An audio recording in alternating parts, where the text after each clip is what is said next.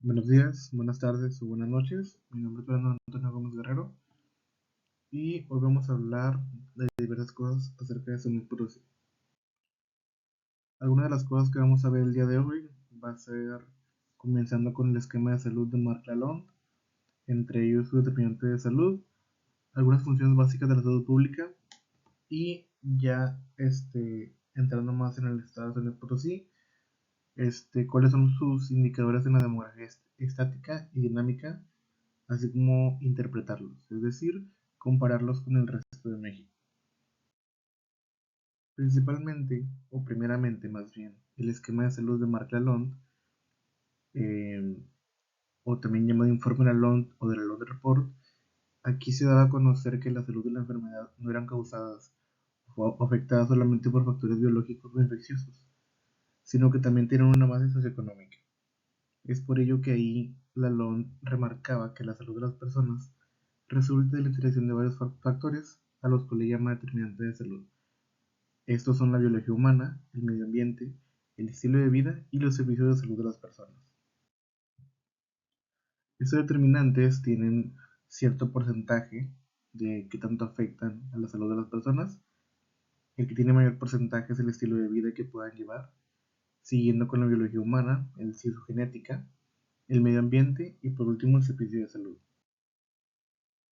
Ya entrando un poco más en San Luis Potosí, en su estilo de vida, y hablando un poco de su vivienda o de sus habitaciones, tenemos que las viviendas particulares habitadas por número de dormitorios en 2020 eran de principalmente dos dormitorios, teniendo casi un 40% del total de habitaciones o de dormitorios. Y los principales materiales que se utilizaban para construir estas viviendas: en las paredes el tabique, ladrillo, block, piedra, cemento, concreto; en los pisos el cemento firme y en los techos concreto o viguetas con bovedilla. ¿Con qué servicios cuentan estas viviendas? Casi el 100% cuenta con energía eléctrica, el 69% con agua entubada dentro de la vivienda y el 67% con drenaje conectado a la red pública. De todas las personas que laboran en la entidad, que son 554.866 personas, esto equivale a un 2% de todo México. Vemos que un 41% son mujeres y un 59% son hombres. Y las principales actividades laborales primarias que se realizan en ese estado son la producción agrícola de caña de azúcar, elote, soya y naranja, y la extracción minera de fluorite, zinc y cobre. Hablando un poco del tabaco de San Luis Potosí, tenemos que son 296.000 personas que son fumadoras entre los 12 y los 65 años, los cuales corresponden a 15.000 adolescentes y 281.000 adultos, 70.000 mujeres y 226.000 hombres, y 123.000 fumadores diarios y 173.000 fumadores ocasionales, donde el promedio en el que inicia el consumo diario de tabaco es a los 22 años, y del total, el 70.3% intentaron dejar el tabaco, pero solamente el 1.3% de ellos recibieron farmacoterapia. Vaya. Esos datos son tomados del Endocar en 2016-2017. De esta misma fuente de información tenemos el consumo de alcohol en San Luis Potosí. De igual manera, entre los 12 y 65 años, tenemos que el 19.8% consumen alcohol, lo cual equivale a 16.8 millones de personas. En cuanto a la obesidad, tomado del Ensanud 2012, tenemos que el 7.3% son niños menores de 5 años, el 27.2% niños de 5 a 11 años, el 30.9% son adolescentes y el 65.2%, el mayor porcentaje, son adultos.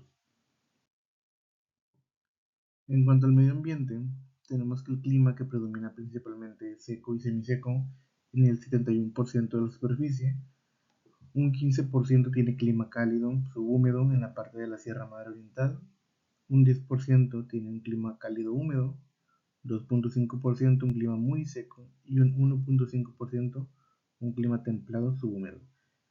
En esta mapa de la región de San Luis Potosí podemos ver las zonas en las que se encuentra cada uno de los climas, y la temperatura media anual es de 21 grados centígrados. Si lo consideramos comparado con Nuevo León, es un clima bastante fresco o una temperatura bastante agradable, con una temperatura mínima promedio de 8.4 grados centígrados y máxima de 32 grados centígrados.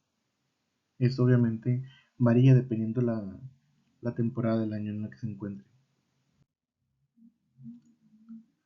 Hablando más o un poco más de la población que tiene una discapacidad o personas que tienen una limitación, tenemos que 143.000 personas cuentan con una discapacidad y con limitación son 335.000 personas. Esto obviamente varía dependiendo de del grupo de edad en el que se encuentren, y en personas con discapacidad podemos observar que son más mujeres las que tienen una de ellas y con limitación también. Hay un total de 496.000 personas que tienen una afectación en su vida diaria. En cuanto al servicio de atención, podemos observar que la mayor parte de la población cuenta con el IMSS, seguido con el INSABI o Seguro Popular, el ISSSTE o ISSSTE estatal, y que en mucha menor medida otras personas cuentan con una institución privada, Pemex, Sedena o IMSS Bienestar. Hablando un poco de las funciones básicas de la salud pública, son 11 funciones básicas. Tenemos que la primera habla sobre el seguimiento, evaluación y análisis de la situación de salud de la población, con la identificación de las necesidades de la salud de la población, riesgos y demandas de los servicios de atención. En la segunda se centra más que nada en la vigilancia de la salud pública, la investigación, el control de riesgos y daños de la salud pública, la vigilancia de brotes epidémicos, accidentes, exposición a sustancias tóxicas o perjudiciales a la salud, infraestructura y laboratorios con capacidad de análisis rápido para investigaciones epidemiológicas. En la tercera, se centra en la promoción de la salud, cambios en el estilo de vida, eficacia en acciones de promoción, condiciones, comportamientos y ambientes saludables. La cuarta habla sobre la participación de los ciudadanos en la salud, es decir, que los ciudadanos tengan voz y voto en las decisiones que afectan la salud y a su acceso a servicios adecuados. La quinta platica sobre las políticas, planes y capacidades de gestión que apoyen los esfuerzos de la salud pública y contribuyen a la rectoría. También definir objetivos de la salud pública, siendo medibles y congruentes. La sexta función es sobre la regularización y fiscalización de la salud pública, leyes y reglamentos para mejorarla. La séptima acerca de la evaluación y promoción del acceso equitativo a los servicios necesarios para poder garantizar el acceso a grupos vulnerables y a todos los ciudadanos. La octava función es acerca del desarrollo de recursos humanos y capacitación en la salud pública, educación, capacitación, evaluación y mejoramiento continuo del personal. La novena habla de la garantía de calidad de los servicios de salud individual y colectivos. La décima acerca de la investigación, desarrollo e implementación de soluciones innovadoras en la salud pública, para así poder aumentar el conocimiento y desarrollo de soluciones innovadoras que puedan causar un impacto medible y ser evaluadas.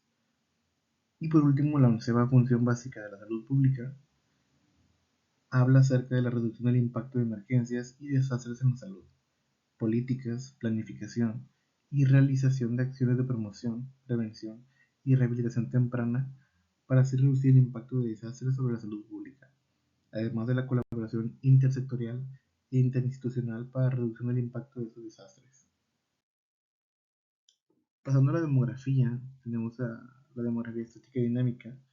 Comenzando con la estática, tenemos que San Luis Potosí tiene una extensión de 61.000 kilómetros cuadrados, lo que representa un 3.1% de todo el país de México.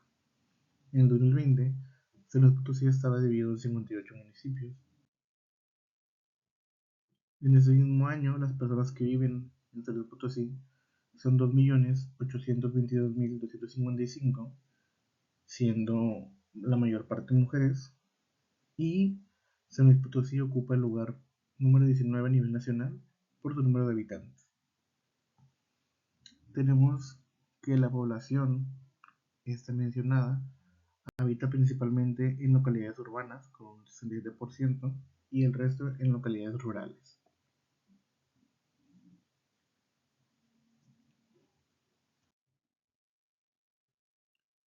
Estos son los municipios mencionados en San Luis Potosí, así como la población que tiene cada uno de ellos. No vamos a centrarnos mucho en ello porque no tiene mucha relevancia en este momento. Pasando con la demografía dinámica, empezando con la natalidad y mortalidad, tenemos que en el 2019 se registraron 36.854 nacimientos y 16.697 defunciones o muertes.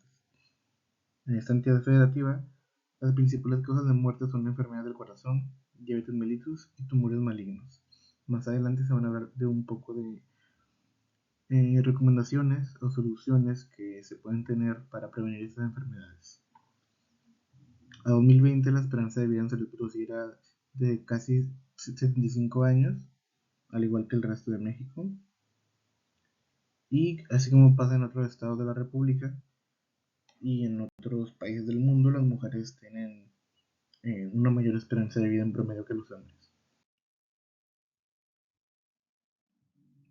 Entre el 2015 y 2020, hablando de la demografía dinámica, específicamente de la migración, salieron de Salud en Potosí 70.551 personas y de cada 100 personas, 43 se fueron a radicar en Nuevo León, a vivir allá, 11 personas a Tamaulipas, 5 a Querétaro, 5 a Jalisco y 4 a Guanajuato.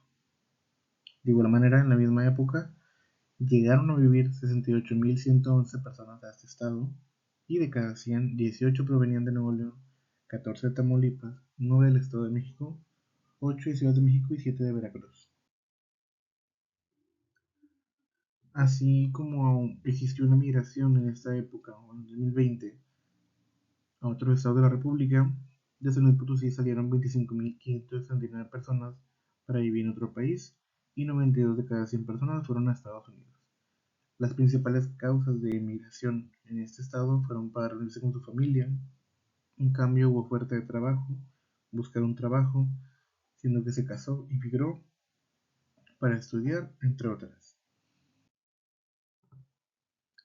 Y comparando todos estos datos con el resto de México, tenemos en cuanto a la población, en el 2020, San Luis Potosí tenía 2.8 millones de habitantes.